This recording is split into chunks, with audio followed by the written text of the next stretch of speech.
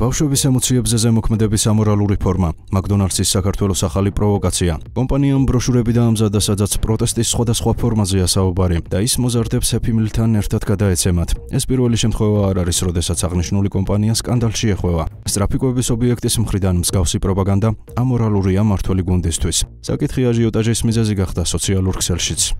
ისინი ქუჩებში სიტყვით გამოდიოდნენ და ქალაქებში მარშებს აწყობდნენ. შეხვედრებს შლიდნენ და მოაჯირებზე ჯაჭვით იბამდნენ თავს. როდესაც მთავრობა მათ შეჩერებას შეეცადა, უფრო მეტი სიმტკიცე გამოიჩინეს. ზოგიერთი სუფრაჟისტი დააპატიმრეს კიდეც.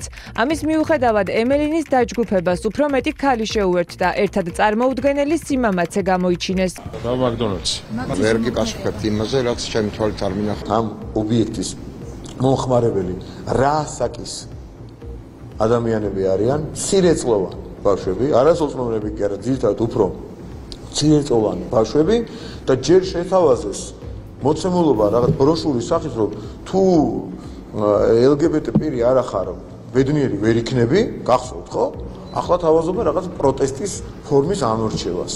ეს არის უდიდესი მავნებლობა და საზოგადოება ამაზე ყოველთვის მკვეთრ რეაქციებს აკეთებს ხოლმე და ახლაც ასე იქნება. ბაღის ბავშვებთანაც ჩავიდნენ, კარგად ნახეთ სკოლაში, ხმის გამაძლიერებელი ცირბილი, ბულინგი, მშობლების ბულინგი, ბავშვების ბულინგი, კარგად ნახეთ რუსთაველზე ყველაზე დაძაბულ სიტუაციაში ბავშვების გამოყენება. ესეც არის იმ გაწერილი გაიდლაინების ერთ-ერთი პუნქტი, რომელიც აქ არის ჩამოსული და რომელსაც აი ესე უტიფრად ესე ყოველგვარი დაფიქრების გარეშე, აი გულწრფელად სამწუხაროდ მიყვება ჩვენი საქართველოს მოქალაქეები, ქართველი ოპოზიცია.